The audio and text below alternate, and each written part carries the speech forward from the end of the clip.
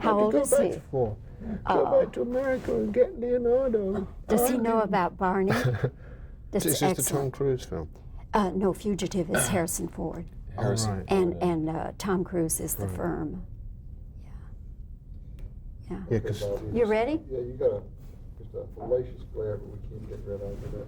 That wall is polished. You just can't get Oh, I see. Okay. All right. Well, Pete, Des, welcome to Dallas, and we're so happy that you have chosen Dallas to kick off the tour of The Who's Tommy. Yeah. So thank you for that. Pete, let's start with you. Is this now the exact same show that people saw in New York? Well, Des and I think it's got some improvements. We've you know, with every opportunity that you get to look at a show like this, you can actually make improvements, and essentially it's exactly the same. We've managed to bring in a lot of the technical things that we were worried we wouldn't be able to bring in, and they're the challenge of the day at the moment, to get that stuff happening. And but there are a few things in the show, story things, where we've actually improved the show, and we're going to take those changes and draft those back into the Broadway show as soon as we get a spare minute. So the Broadway show is still doing well? Yeah. That's doing fabulous. Yeah, very well. Yes. Okay. As far as the music now, is it the same, or did you make changes there? The music's slightly different. It will sound slightly different because we're using a smaller band. This was not necessarily. It's not a bad thing. When we started the show in La Jolla, we used an 8-piece band, and we really loved the sound.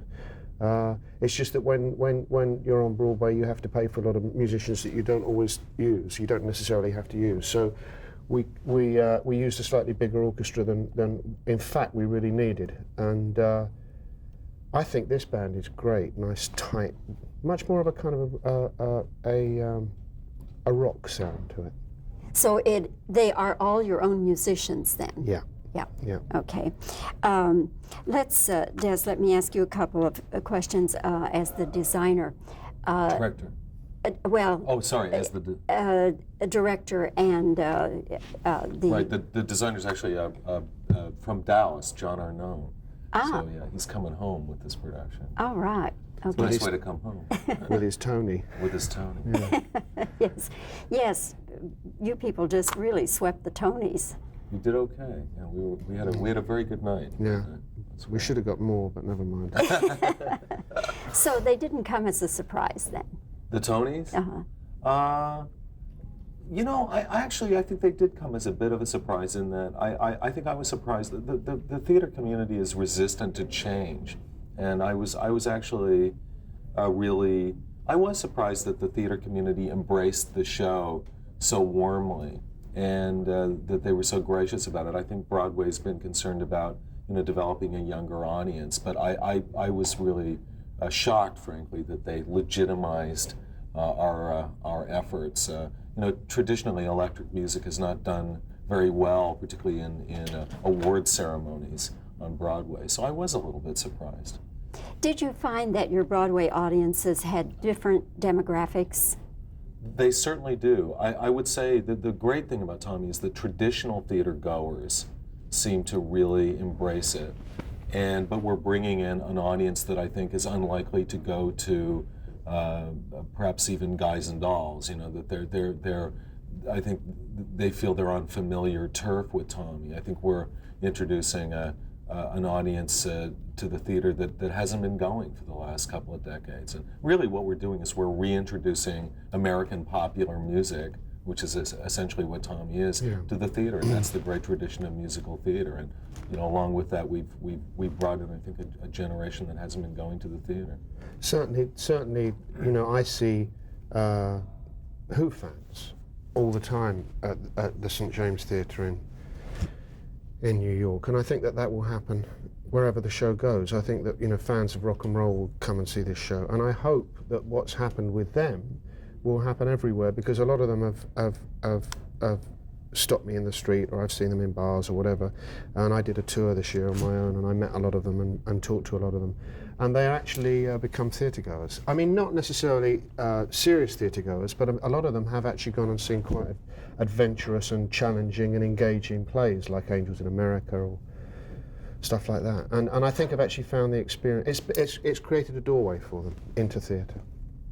When the idea was presented to have this Broadway musical, did it originate with you? Did the two of you get together? Did someone come to you? Actually, what was the genesis All of the above. Well, yeah, I think firstly that when the piece was first written for the Who, I conceived it as a stage piece, so it's always had potential as a theatre piece. I never imagined it would be a Broadway show exactly, but I did hope that it would have a life outside of the Who. One of its first manifestations was as a ballet by the Canadian Ballet. That was in the year that the record came out, and that was a great success. So that was the first indicator that Tommy could have a life outside of the Who.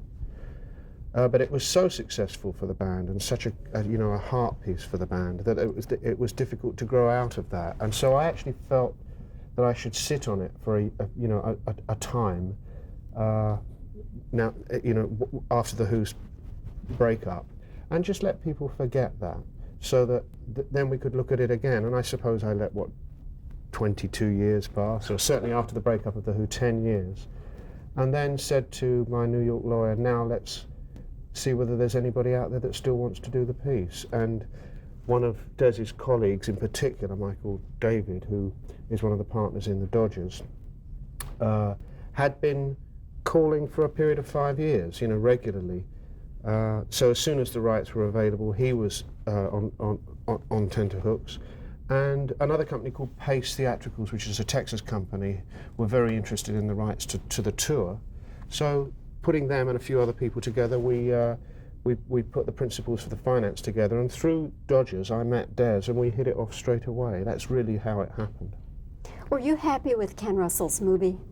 At the time I was fairly happy with it. I think I don't like to criticize it too much because in a way I feel a bit guilty that I didn't stay with Ken to the very end with the film. I think the film's got tremendous pace and vitality and surrealism, but about 2/3 of the way through it kind of fizzes. And I don't think that's directly coincidental with me getting bored with the process of filmmaking, but I have to say I did get bored with it. I haven't got bored with theatre, but I actually find filmmaking stultifyingly boring. Des, what about you? What's my reaction to film in general? Well, no, to the film, Tommy. I must say, I really haven't seen it for a long time. I think the difficulty with taking on Tommy, now I've of course great empathy with Ken Russell, having gone through perhaps a parallel process. And I think that the great challenge with Tommy is that people have a lot of people have a kind of preconceived notion of what Tommy is, either based on seeing the Who in concert, or perhaps seeing some theatrical version of it, or just I think more importantly, the kind of fantasies that people had when they first listened to the album, perhaps sometimes drug-induced fantasies, which I think were probably quite powerful. If it happens to be the summer where you got political or lost your virginity, or this album has a really it's had a huge impact on a whole generation. And I think when I saw Ken Russell's Tommy, I basically felt like, well, that's somebody else's vision of Tommy. That's not really kind of the way I see it. But I enjoyed it, and I'm a great admirer of his, and I think it lives on as a tremendous example of a particular style of filmmaking from the 70s, but it has absolutely nothing to do with what we're doing here, and was really not an influence on this piece. No, I think that's right. I don't think it was an influence. I think that what was wonderful in a way about the Tommy film for me and the Who is that it brought stars to the piece and attention to the piece, and I think it was an important kind of watershed for me emotionally. Another place where I realised that Tommy was going to live on and had a life of its own, and was an important enough piece to merit the kind of money and attention that it got, And when the show opened in New York, it was nice to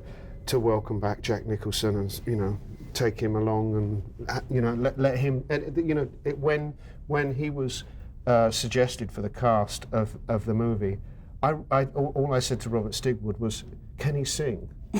And Robert said, what do you mean, can Jack Nicholson sing? I said, well, can he sing? You know, because I'm not going to have another, you know, non-singer. I'd spent 3 weeks coaching Oliver Reed, who sings like a bear, line by line, sometimes word by word, you know, literally word by word onto this tape.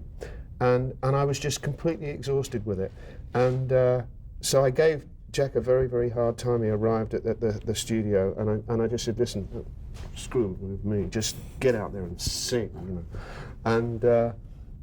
And he opened his mouth and he sang like an angel. His dialect is very good, too. Yeah.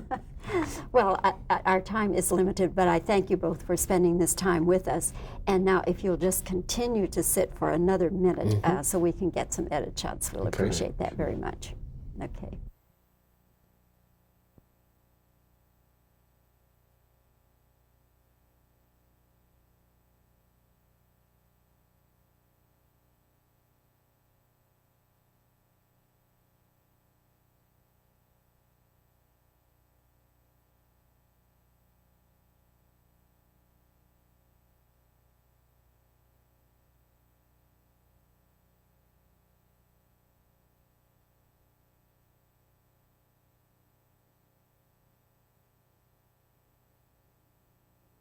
So you can say whatever you want to say.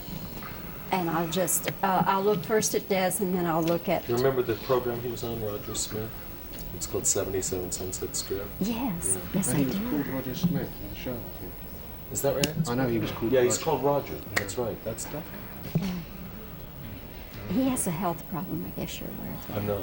He has multiple sclerosis. Does he really? Yes, he does. Yeah. No, excuse me, that's not it. It's myasthenia gravis. It's another one of those debilitating. Yeah.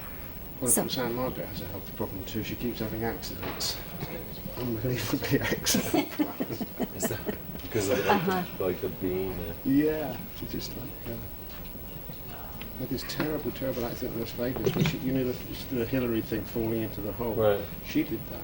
She broke and managed to get some kind of, you know, maybe she could go out with all her arms and legs in. But, you know, it's a dance review. Yeah. And Yeah, if you just look this direction. Are you rolling? they cancelled it. They cancelled, but her jaw was wired for about. In fact, when she did the Tommy film, her jaw was still wired. She still had a wire. Oh my God. An accident, and then she had an went accident on. on the movie. She cut herself. Get you with some a- questions? No, there isn't time. I just need reactions, 3-shot reactions. Okay. Yeah. Go ahead. Sorry. Anyway, she was extremely kind. She came on stage.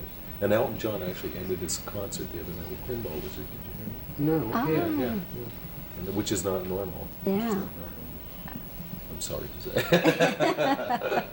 No, he did his encore. He did Pinball Wizard. Cash in. Homage Great. Homage to Mr. Townsend. Okay. The show being in Dallas. All right, Fred, you think we're covered with cutaways? Okay.